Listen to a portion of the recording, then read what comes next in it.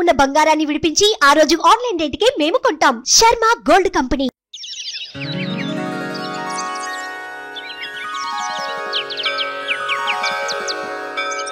कौसल्या सुप्रजा रामपूर्वा सन्ध्या प्रवर्तते। उत्तिष्ठ नरशार्दूला कर्तव्यं दैवमाह्निकम्। कौसल्या सुप्रजा रामपूर्वा सन्ध्या प्रवर्तते।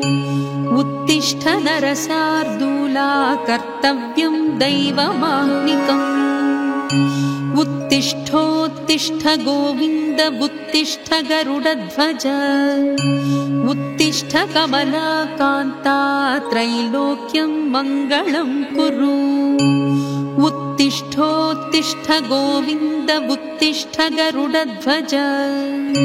उत्तिष्ठ कमलाकान्ता त्रैलोक्यं मङ्गलं कुरु। मातः समस्त जगतां मधुकैटभारे। वक्षो विहारिणि मनोहर दिव्यमूर्ते। श्रीस्वामिनिःसृत जनप्रिय दानशीले। श्रीवेङ्कटेश दयिते तव सुप्रभातम्। तव सुप्रभातमरविन्दलोचने। भवतु प्रसन्नमुखचन्द्रमण्डले। विधिशङ्करीन्द्रवनिताभिरर्चिते। वृषशैलनाथदयिते दयानिधे। अत्र्यादिसप्तऋषयः समुपास्य सन्ध्या। आकाशसिन्धुकमलानि मनोहराणि। आदाय पादयुगमर्चयितुं प्रपन्नाः। शेषाद्रिशेखर विभो तव सुप्रभातम्। पञ्चाननाब्ज भव षण्मुखवासवाद्याः। त्रैविक्रमादिचरितं विबुधाः स्तुवन्ति। भाषापतिः पठति वासरशुद्धिमारात्। शेषाद्रिशेखर विभो तव सुप्रभातम्। ईषत्प्रफुल्लसरसीरुहनारिकेलपूगद्रुमादिसुमनोहरपालिकानाम्। आवाति मन्दमनिलः सह दिव्यगन्धैः। शेषाद्रिशेखर विभो तव सुप्रभातम्। उन्मील्य नेत्रयुगमुत्तमपञ्जरस्थाः। पात्रावशिष्टकदलीफलपायसानि। भुक्त्वा सलीलमधकेलिसुखाः पठन्ति। शेषाद्रिशेखर विभो तव सुप्रभातम्। तन्त्री प्रकर्ष मधुरस्वनया विपञ्च्या। गायत्यनन्तचरितं तव नारदोऽपि। भाषा समग्रमसत्कृतचारुरम्यम्। शेषाद्रिशेखर विभो तव सुप्रभातम्। भृङ्गावली च मकरन्दरसानुविद्ध झुङ्कारगीतनिनदैः सह सेवनाय। निर्यात्युपान्तसरसी कमलोदरेभ्यः। शेषाद्रिशेखर विभो तव सुप्रभातम्। योषा गणेन वरदद्धि विमध्यमाने। घोषालयेषु दधिमन्थन तीव्रघोषाः। रोषात् कलिं विदधते कुकुभश्च कुम्भाः। शेषाद्रिशेखर विभो तव सुप्रभातम्। पद्मेशमित्रशतपत्रगताळिवर्गाः। हर्तुं श्रियं कुवलयस्य निजाङ्गलक्ष्म्याः। भेरीनिनादमिव बिभ्रति तीव्रनादम्। शेषाद्रिशेखर विभो तव सुप्रभातम्।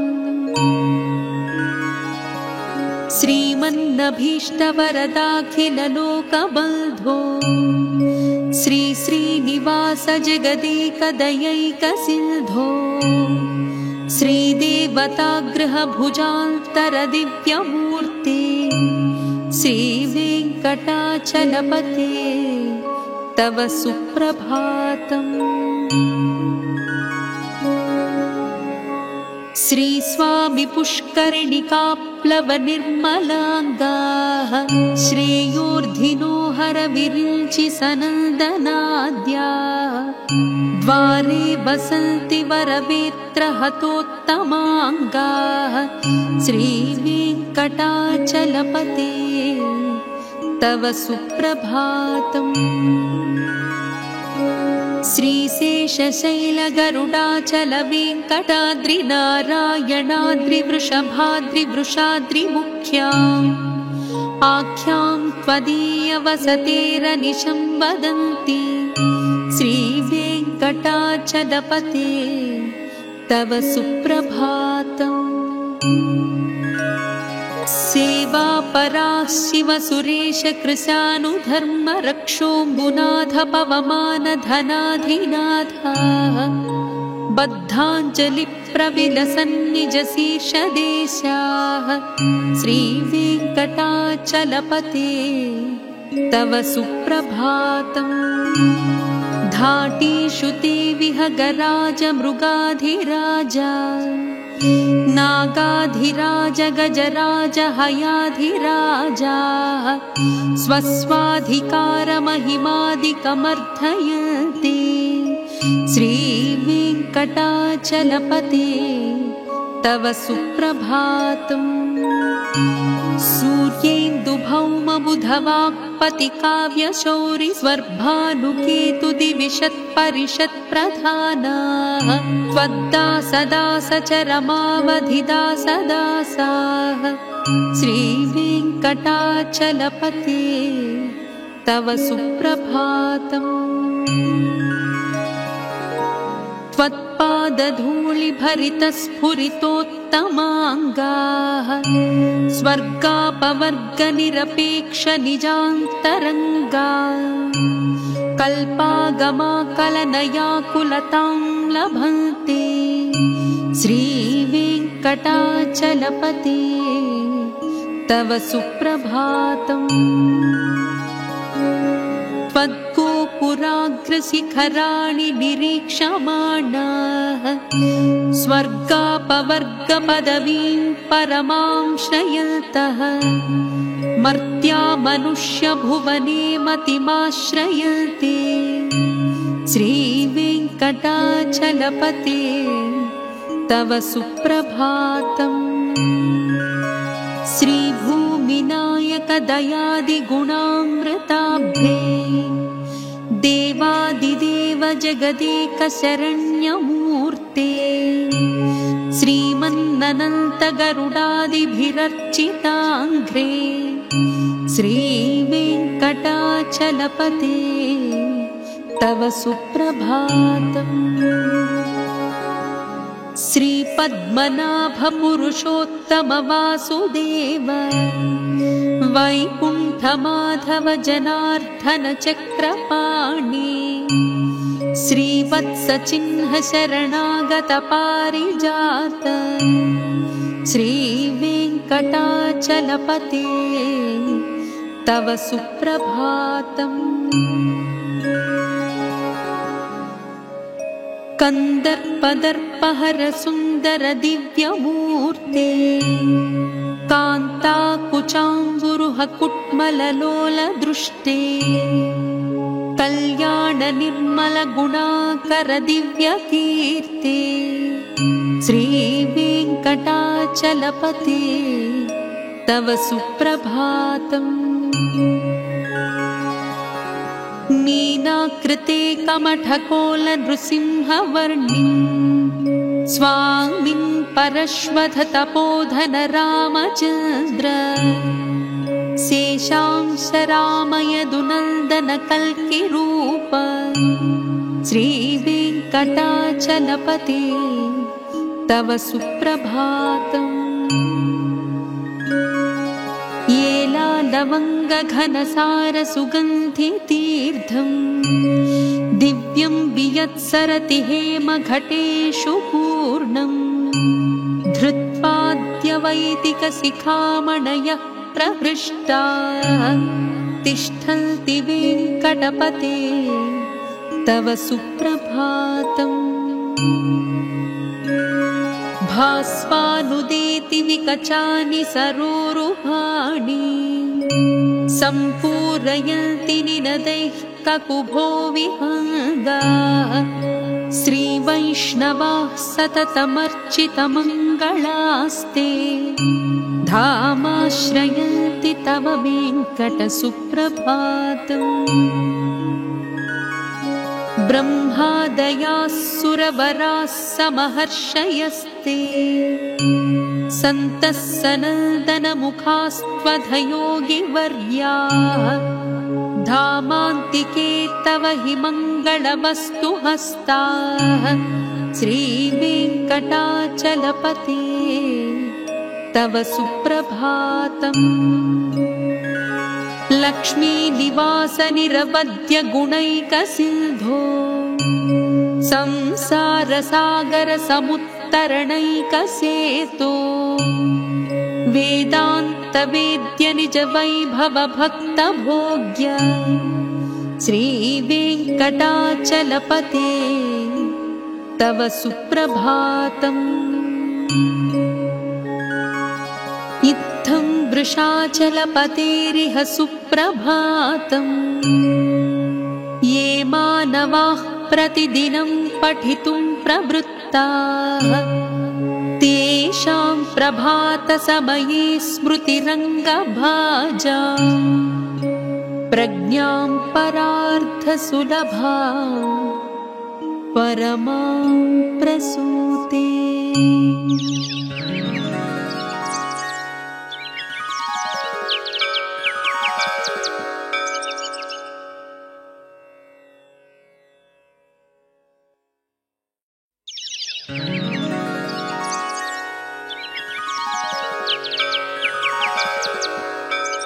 कौसल्या सुप्रजा रामपूर्वा सन्ध्या प्रवर्तते उत्तिष्ठ नरशार्दूला कर्तव्यं दैवमाह्निकम्। कौसल्या सुप्रजा रामपूर्वा सन्ध्या प्रवर्तते उत्तिष्ठ नरशार्दूला कर्तव्यं दैवमाह्निकम्। उत्तिष्ठोत्तिष्ठ गोविन्द उत्तिष्ठ गरुडध्वज उत्तिष्ठ कमलाकान्ता त्रैलोक्यं मङ्गलं कुरु।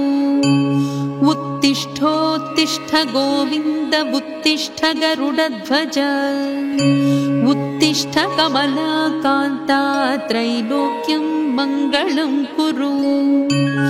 मातः समस्तजगतां मधुकैटभारे वक्षो विहारिणि मनोहर दिव्यमूर्ते श्रीस्वामिनिःसृतजनप्रियदानशीले श्रीवेङ्कटेशदयिते तव सुप्रभातम्। तव सुप्रभातमरविन्दलोचने भवतु प्रसन्नमुखचन्द्रमण्डले विधिशङ्करेन्द्रवनिताभिरर्चिते वृषशैलनाथदयिते दयानिधे। अत्र्यादिसप्तऋषयः समुपास्य सन्ध्या आकाशसिन्धुकमलानि मनोहराणि आदाय पादयुगमर्चयितुं प्रपन्नाः शेषाद्रिशेखर विभो तव सुप्रभातम्।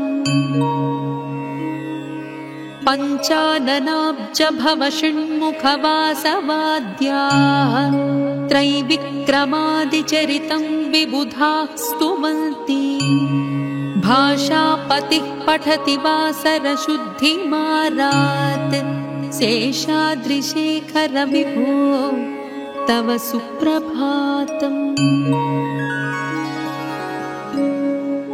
ईषत्प्रफुल्लसरसीरुहनारिकेलपूगद्रुमादिसुमनोहरपालिकानाम् आवाति मन्दमनिलः सह दिव्यगन्धैः शेषाद्रिशेखर विभो तव सुप्रभातम्।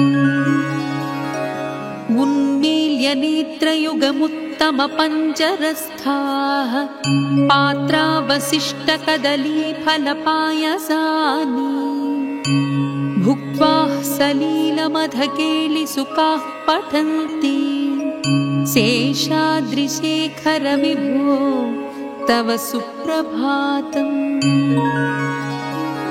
तन्त्री प्रकर्षमधुरस्वनया विपञ्च्या गायत्यनन्तचरितं तव नारदोऽपि भाषा समग्रमसत्कृतचारुरम्यम् शेषाद्रिशेखर विभो तव सुप्रभातम्।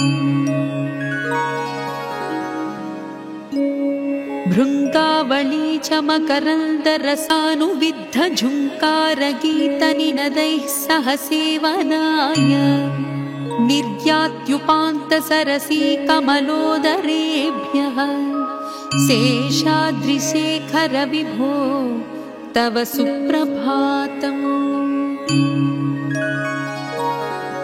योषा गणेन वरदद्धि विमध्यमाने घोषालयेषु दधिमन्थनतीव्रघोषाः रोषात् कलिं विदधते कुकुभश्च कुम्भाः शेषाद्रिशेखर विभो तव सुप्रभातम्। पद्मेशमित्रशतपत्रगताळिवर्गाः हर्तुं श्रियं कुवलयस्य निजाङ्गलक्ष्म्याः भेरीनिनादमिव बिभ्रति तीव्रनादम् शेषाद्रिशेखर विभो तव सुप्रभातम्। श्रीमन्नभीष्टवरदाखिललोकबन्धो श्री श्रीनिवास जगदेकदयैकसिन्धो श्रीदेवतागृहभुजान्तरदिव्यमूर्ते श्रीवेङ्कटाचलपते तव सुप्रभातम्। श्रीस्वामि पुष्करिणिकाप्लवनिर्मलाङ्गाः श्रेयोर्धिनो हरविरिञ्चि सनन्दनाद्याः द्वारे वसन्ति वरवेत्रहतोत्तमाङ्गाः श्रीवेङ्कटाचलपते तव सुप्रभातम्। श्रीशेषशैलगरुडाचलवेङ्कटाद्रिनारायणाद्रिवृषभाद्रिवृषाद्रिमुख्याम् आख्यां त्वदीयवसतेरनिशं वदन्ति श्रीवेङ्कटाचलपते तव सुप्रभातम्। सेवापराः शिवसुरेश कृशानुधर्मरक्षोऽम्बुनाथ पवमानधनाधिनाथाः बद्धाञ्जलिप्रविलसन्निजशीर्षदेशाः श्रीवेङ्कटाचलपते तव सुप्रभातम्। धाटीषु ते विहगराज मृगाधिराजा नागाधिराज गजराज हयाधिराजाः स्वस्वाधिकारमहिमादिकमर्थयन्ति श्रीवेङ्कटाचलपते तव सुप्रभातम्। सूर्येन्दुभौमबुधवाक्पतिकाव्यशौरि स्वर्भानुकेतुदिविशत्परिषत्प्रधानाः त्वद्दासदासचरमावधिदासदासाः श्रीवेङ्कटाचलपते तव सुप्रभातम्। त्वत्पादधूलिभरितस्फुरितोत्तमाङ्गाः स्वर्गापवर्गनिरपेक्षनिजान्तरङ्गा कल्पागमाकलनयाकुलतां लभन्ते श्रीवेङ्कटाचलपते तव सुप्रभातम्। त्वद्गोपुराग्रशिखराणि निरीक्षमाणाः स्वर्गापवर्गपदवीं परमां श्रयन्तः मर्त्या मनुष्यभुवने मतिमाश्रयन्ते श्रीवेङ्कटाचलपते तव सुप्रभातम्। श्रीभूमिनायकदयादिगुणामृताब्धे देवादिदेव जगदेकशरण्यमूर्ते श्रीमन्ननन्तगरुडादिभिरर्चिताङ्घ्रे श्रीवेङ्कटाचलपते तव सुप्रभातम्। श्रीपद्मनाभपुरुषोत्तमवासुदेव वैकुण्ठमाधव जनार्दन चक्रपाणि श्रीवत्सचिह्न शरणागत पारिजात श्रीवेङ्कटाचलपते तव सुप्रभातम्। कन्दर्पदर्पहर सुन्दर दिव्यमूर्ते कान्ताकुचाम्बुरुह कुट्मललोल दृष्टे कल्याण निर्मल गुणाकर दिव्यकीर्ते श्रीवेङ्कटाचलपते तव सुप्रभातम्। मीनाकृते कमठकोल नृसिंहवर्णिं स्वामिन् परश्वथ तपोधन रामचन्द्र शेषांश रामयदुनन्दन कल्किरूप श्रीवेङ्कटाचलपते तव सुप्रभातम्। लवङ्गघनसारसुगन्धितीर्थं दिव्यं वियत्सरति हेमघटेषु पूर्णं धृत्वाद्यवैदिकशिखामणयः प्रहृष्टाः तिष्ठन्ति वेङ्कटपते तव सुप्रभातम्। भास्वानुदेति विकचानि सरोरुहाणि सम्पूरयन्ति निनदैः ककुभो विहङ्गाः श्रीवैष्णवाः सततमर्चितमङ्गलास्ते धामाश्रयन्ति तव वेङ्कटसुप्रभातम्। ब्रह्मादयाः सुरवराः समहर्षयस्ते सन्तः सनन्दनमुखास्त्वधयोगिवर्याः धामान्तिके तव हि मङ्गलवस्तु हस्ताः श्रीवेङ्कटाचलपते तव सुप्रभातम्। लक्ष्मीनिवास निरवध्य गुणैकसिन्धो संसारसागर समुत्तरणैकसेतो वेदान्त वेद्य निज वैभव भक्त भोग्य श्रीवेङ्कटाचलपते तव सुप्रभातम्। इत्थं वृषाचलपतेरिह सुप्रभातम्। ये मानवाः प्रतिदिनं पठितुं प्रवृत्ताः तेषां प्रभातसमये स्मृतिरङ्गभाजा प्रज्ञां परार्थसुलभा परमां प्रसूते।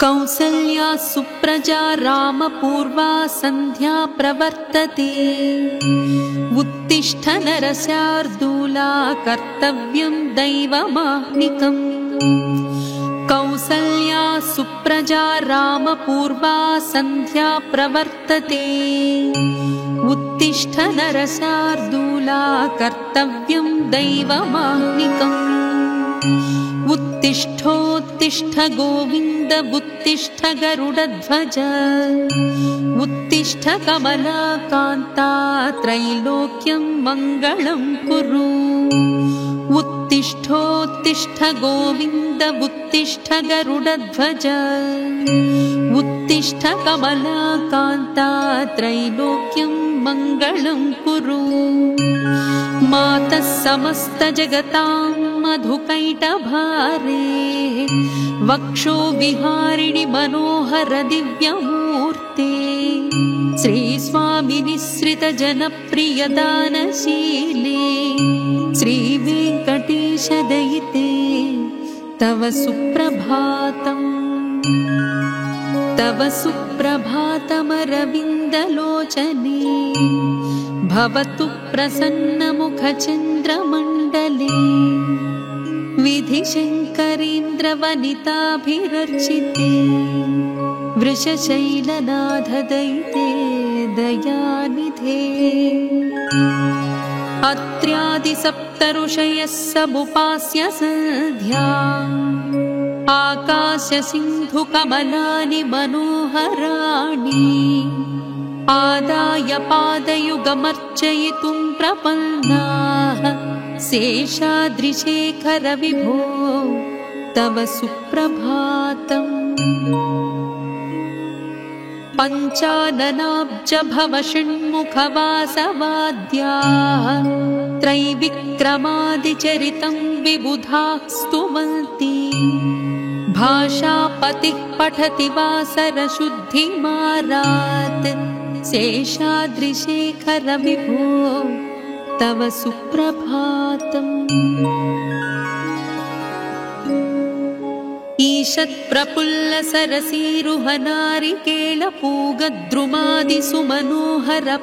ईषत्प्रफुल्लसरसीरुहनारिकेलपूगद्रुमादिसुमनोहरपालिकानाम् आवाति मन्दमनिलः सह दिव्यगन्धैः शेषाद्रिशेखर विभो तव सुप्रभातम्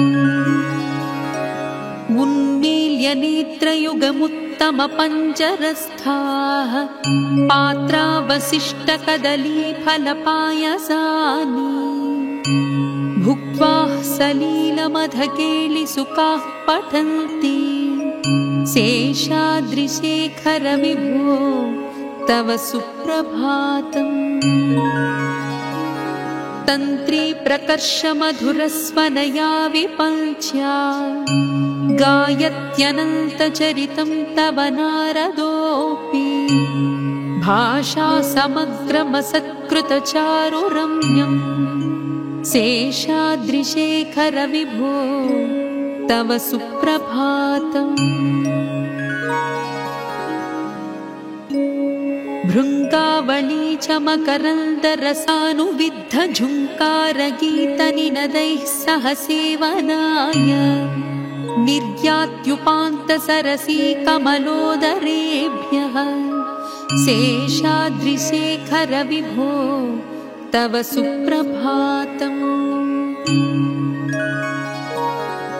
योषा गणेन वरदद्धि विमध्यमाने घोषालयेषु दधिमन्थनतीव्रघोषाः रोषात् कलिं विदधते कुकुभश्च कुम्भाः शेषाद्रिशेखर विभो तव सुप्रभातम्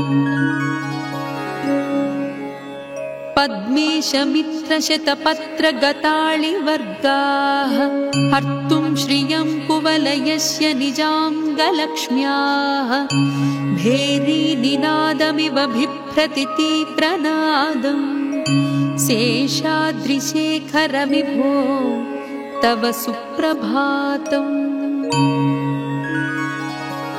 श्रीमन्नभीष्टवरदाखिललोकबन्धो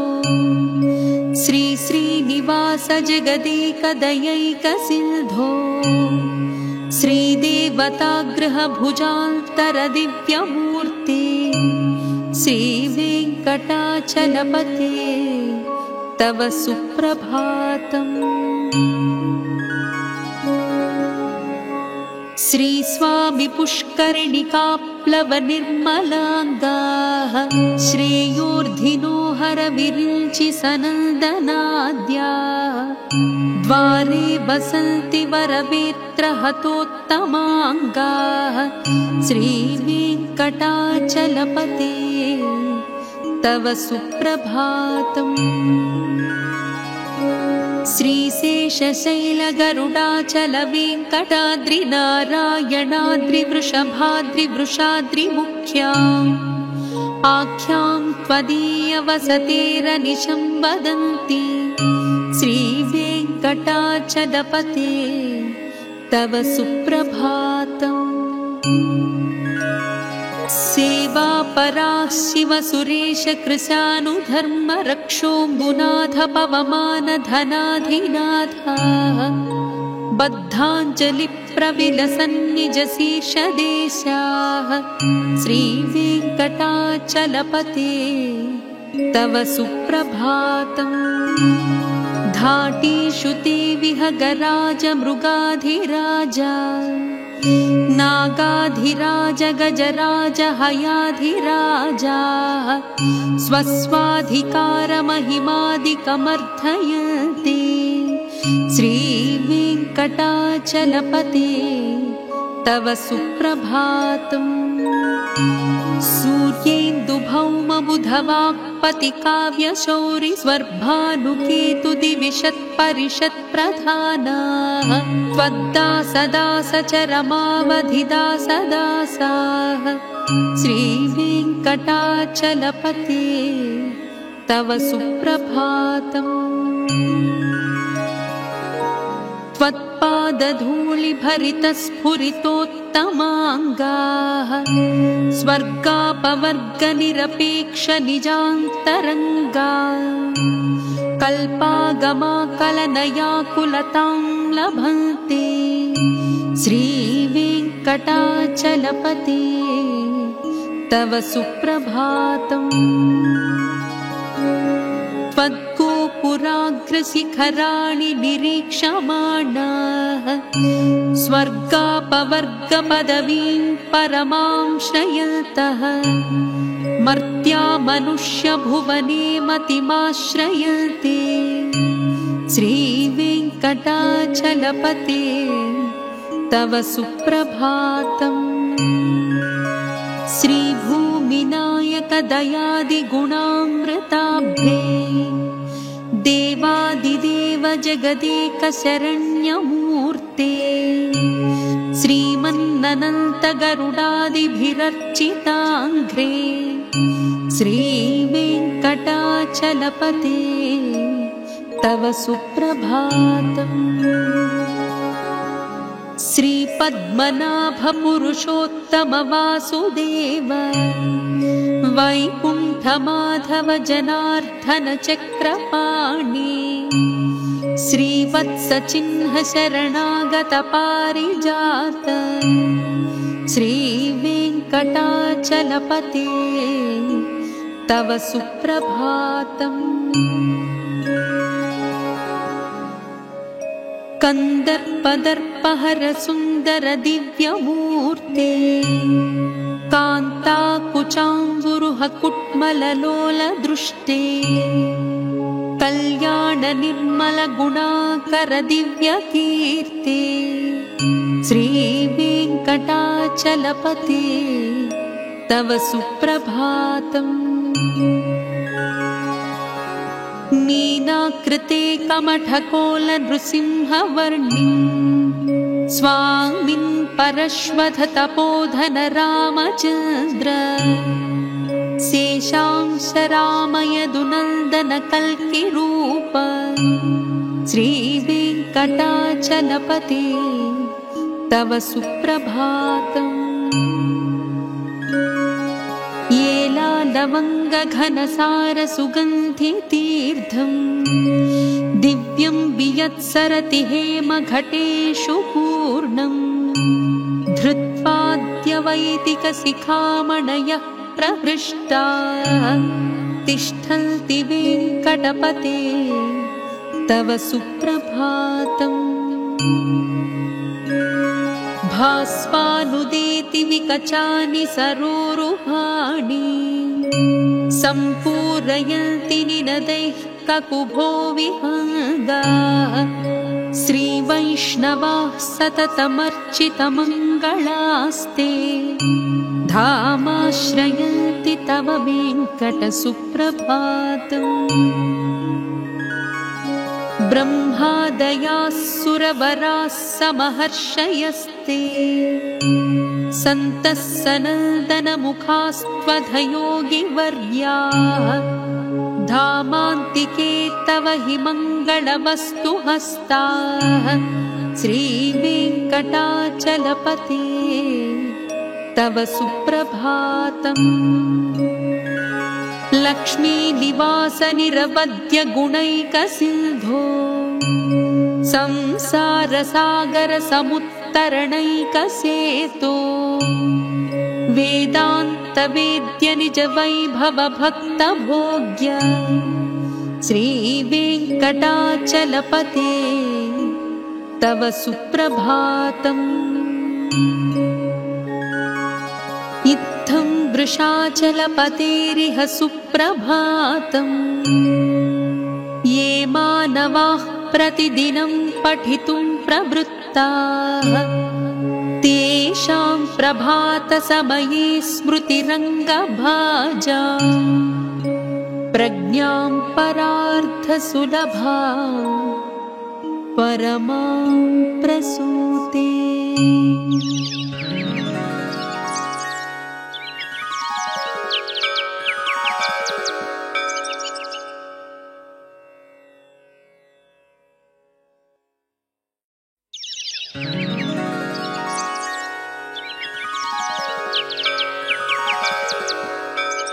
कौसल्या सुप्रजा रामपूर्वा सन्ध्या प्रवर्तते।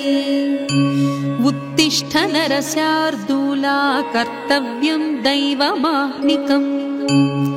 कौसल्या सुप्रजा रामपूर्वा सन्ध्या प्रवर्तते। उत्तिष्ठ नरशार्दूला कर्तव्यं दैवमाह्निकम्। उत्तिष्ठोत्तिष्ठ गोविन्द उत्तिष्ठ गरुडध्वज। उत्तिष्ठ कमलाकान्ता त्रैलोक्यं मङ्गलं कुरु। उत्तिष्ठोत्तिष्ठ गोविन्द उत्तिष्ठ गरुडध्वज। उत्तिष्ठ कमलाकान्ता त्रैलोक्यं मङ्गलं कुरु। मातः समस्तजगतां मधुकैटभारे वक्षो विहारिणि मनोहर दिव्यमूर्ते। श्रीस्वामिनिःसृतजनप्रियदानशीले श्रीवेङ्कटेश दयिते तव सुप्रभातम्। तव सुप्रभातमरविन्दलोचने भवतु प्रसन्नमुखचन्द्रमण्डले। विधिशङ्करेन्द्रवनिताभिरर्चिते वृषशैलनाथदयिते दयानिधे। अत्र्यादिसप्तऋषयः समुपास्य सन्ध्या आकाशसिन्धुकमलानि मनोहराणि। आदाय पादयुगमर्चयितुं प्रपन्नाः शेषाद्रिशेखर विभो तव सुप्रभातम्। पञ्चाननाब्ज भव षण्मुखवासवाद्याः त्रैविक्रमादिचरितं विबुधाः स्तुवन्ति। भाषापतिः पठति वासरशुद्धिमारात् शेषाद्रिशेखर विभो तव सुप्रभातम्। ईषत्प्रफुल्लसरसीरुहनारिकेलपूगद्रुमादिसुमनोहरपालिकानाम् आवाति मन्दमनिलः सह दिव्यगन्धैः शेषाद्रिशेखर विभो तव सुप्रभातम्। उन्मील्य नेत्रयुगमुत्तमपञ्जरस्थाः पात्रावशिष्टकदलीफलपायसानि भुक्त्वा सलीलमधकेलिसुखाः पठन्ति शेषाद्रिशेखर विभो तव सुप्रभातम्। तन्त्री प्रकर्षमधुरस्वनया विपञ्च्या गायत्यनन्तचरितं तव नारदोऽपि भाषा समग्रमसत्कृतचारुरम्यम् शेषाद्रिशेखर विभो तव सुप्रभातम्। भृङ्गावळी च मकरन्दरसानुविद्धझुङ्कारगीतनिनदैः सह सेवनाय निर्यात्युपान्तसरसी कमलोदरेभ्यः शेषाद्रिशेखर विभो तव सुप्रभातम्। योषा गणेन वरदद्धिविमध्यमाने घोषालयेषु दधिमन्थनतीव्रघोषाः रोषात् कलिं विदधते कुकुभश्च कुम्भाः शेषाद्रिशेखर विभो तव सुप्रभातम्।